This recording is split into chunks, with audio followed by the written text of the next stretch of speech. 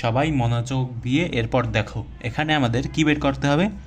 এখানে হচ্ছে আমাদের বিদ্যুৎ প্রবাহ বের করতে হবে। কি দিয়ে বের করবো ভাই? একটা সূত্র আছে, সেই সূত্র দিয়ে বের করব। তার আগে এটা জেনে নাও যে এখানে কী কী দেওয়া আছে। এখানে হচ্ছে তোমার 5 সেকেন্ডের মানে সময়ের কথা বলা হয়েছে। টি সমান সমান কত লিখতে পারি আমরা? 5 সেকেন্ড লিখলাম। এরপরে এখানে কত কুলম চার্জের কথা বলা হয়েছে? 10 কুলম। তো লিখতে পারো যে কিউ সমান সমান হচ্ছে তোমার 10 কুলম, ঠিক আছে, বা কুলম্ব, এটা হচ্ছে তোমার চার্জের যে একক সেটা। আমরা কী সূত্র জানি বলো তো? আমরা এই সূত্র তো সবাই জানি যে কিউ সমান সমান হচ্ছে তোমার আইটি। ভালো কথা, কিউ সমান সমান আইটি।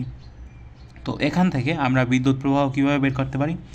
তো এখান থেকে আমরা এরকম কি লিখতে পারি না যে আই সমান সমান হচ্ছে তোমার কিউ বাই টি? হ্যাঁ, লিখতে পারি।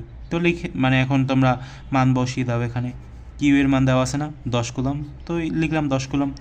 আর টি এর মান দেওয়া আছে কত? 5 কুলম। দেখতে কি পাচ্ছ? মানে সরি, মানে টি এর মান হচ্ছে তোমার 5 সেকেন্ড, আমি কুলম বলছি না। তো টি হচ্ছে তোমার 5 সেকেন্ড, দুইবার যায় নাকি, তো 2 অ্যাম্পিয়ার। তো এটা হচ্ছে আমাদের অ্যান্সার। তো এভাবে তোমরা এই যে বিদ্যুৎ প্রবাহের যে মানগুলো, এগুলো এভাবেই তোমরা বের করতে পারবে খুব সহজে। বুঝতে কি পেরেছো? যদি বুঝতে না পারো আবার একটু দেখার চেষ্টা করো।